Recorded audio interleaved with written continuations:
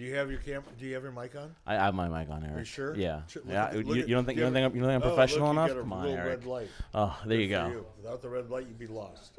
We're live, pal.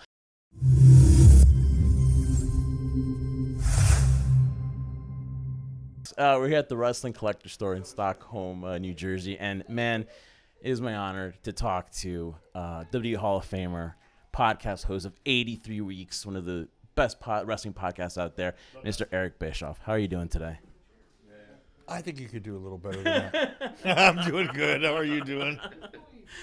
Listen, we are back. You did the big event in New York. Now you're here in New Jersey. How does it feel to get back out there, talk to the people after this whole pandemic that just kind of like slowed everything down? It didn't slow anything down for me, man. I still got out. You know, I live in Wyoming, and we in Wyoming, it's still, how do I say it, free. So everybody was like, you know, screw the mask, screw the nonsense. We're just going to live our lives, and we did, and everybody was fine, and my life didn't change all that much. And I got out a little bit during the pandemic, but no more, no less than I did previously. So I was relatively unaffected. People used to call me. I have buddies here in New York. They call me and say, "Oh, how you doing?" And I would go like, "Man, if I tell you, I'm going to feel guilty, and you're going to be pissed. So I'll just keep it to myself." All right, so obviously this man was living the life in Cody, Wyoming. So, okay. But, Eric, I want to talk to you about something that I have great admiration for you, and what I really, really respect about you is what you said about your term that you use, Sarsa. And it's something that, like, resonates because when I watch the current product, whether it's AEW or more WWE, let's talk about more WWE, I feel like there's so much of what you're talking about that they don't do. What do you think is, out of those things that you talk about, what's the one thing that you think you wish they would do more of? Well, you know, SARSA is kind of a general acronym that stands for story, anticipation, reality, surprise, and action. Those are the 5 elements, in my opinion, that work for sports entertainment or professional wrestling. And I'll be honest with you, you know, I think WWE is lacking in story structure, really making sure that they have as many of those 5 elements as they can in their storylines. I think AEW is missing those as well. You know, people shoot an angle on television and they call it a storyline. An angle isn't a storyline. An angle doesn't have an arc. An angle doesn't have necessarily any of those 5 elements. It's a spontaneous kind of moment that could lead to a structured story, but an angle in and of itself isn't really a storyline. And I think people that are in the industry sometimes get confused. Now, why do you think you're catching so much flack from the AEW audience about your criticism? Because I think we're all allowed to critique a product because we all have freedom of speech, and we're allowed to say, hey, this is not what I like, this is what they're lacking of. Why do you think you're catching so much heat? Is it because it just, in a lot of people's eyes, AEW can't do anything wrong right now, can't do any wrong? I think it's just because they're sensitive bitches. Honestly. Snowflakes, if you will. Yeah. No, look, kidding aside, well, I'm kind of kidding, but kind of not. Look, AEW's new, right? Everybody wants it to succeed, including me. I want it to be successful. I want to see it get actually competitive with the WWE, not in a cosplay Chris Jericho kind of way. I want to see it get competitive, but it's not. You know, you look at this most recent Friday night, I think SmackDown delivered more viewers in the demo than Rampage did for their entire viewers 2 and above. That's not competitive, folks. From a financial perspective, AEW is not competitive to WWE. There's really no way that AEW is really competitive yet with WWE. I hope they will be. And I think they can be. The potential is there, certainly. But I think when I talk about what's real and what's cosplay, like the make-believe portion of what's competitive, it offends people because people don't like to hear facts. Facts hurt. Facts are honest. Numbers don't lie. Liars use numbers. It just is what it is. And I think because people want it so badly to be true, when you layer some facts on them, it chaps their ass. Man, they don't like it. I get it. And I find it hard to believe that you would think that you would compare Wednesday night to a Monday night demographic, and you're claiming a demo. Now it's up at the demo. For was like overall ratings, right? Now it's like about the target demo. No. Here's the other thing. This I'm going to probably talk about this on a podcast soon. But it's 83 like weeks. 83 weeks. Preeminent podcast in the wrestling business. Drops Monday mornings at 6 a.m. Eastern Time.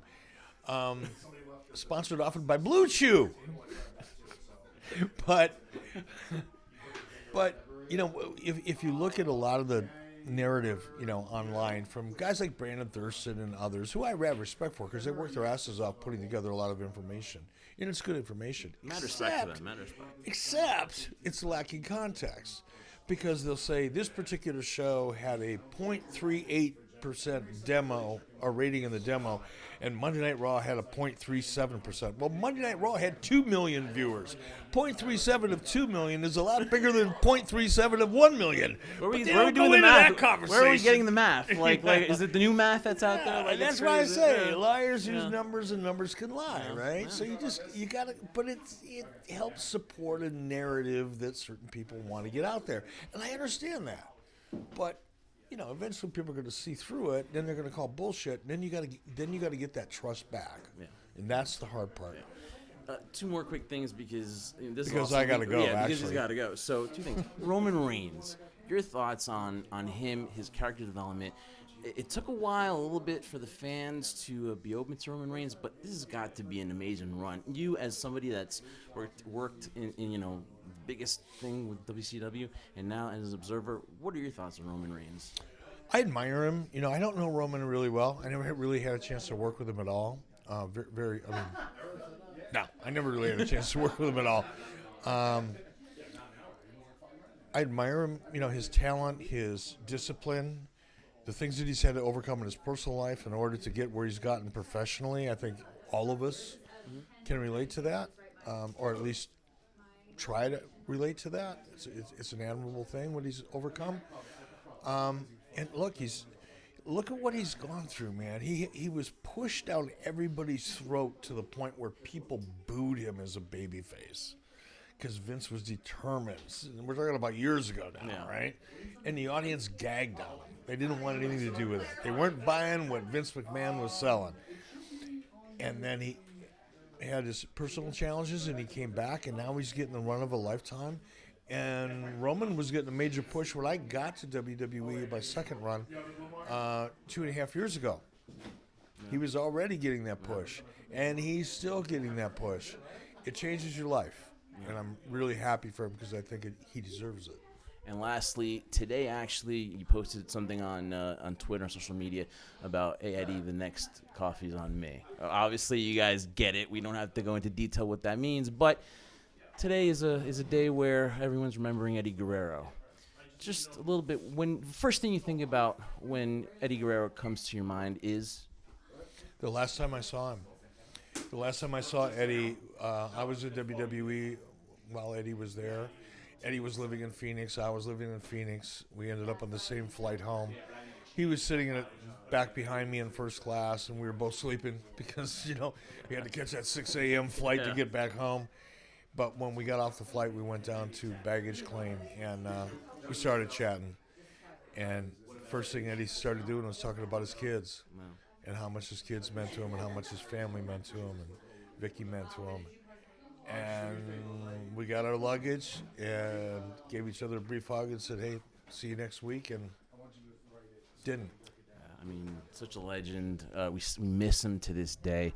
Eric, thank you so much for sharing your thoughts about Eddie. Thank you for giving me a few minutes here. I could talk to you for days. You know, you got to get some sleep, but really appreciate the time here. Ladies and gentlemen, Eric Bischoff, WWE Hall of Famer. Who would have thought you'd ever think WWE Hall of Famer? Like, if you were in 1996, 97? Never would have thought that. How absurd would that be? You'd probably be like, I'd probably be inducting somebody because I'd own WWE by now. But, but I was more worried about catching a bullet to the back of my head. But, though, thank you so much. And, of course, catch 83 Weeks with Conrad Thompson, man. That is an awesome podcast. Love the Bobby the Heenan episode. Love everything that you do there. I'm a huge fan of your Starrcade 96 episode. That was great. The back details and stuff. Love you. Love everything that you do and appreciate you, Eric. Thank you, brother. I appreciate you.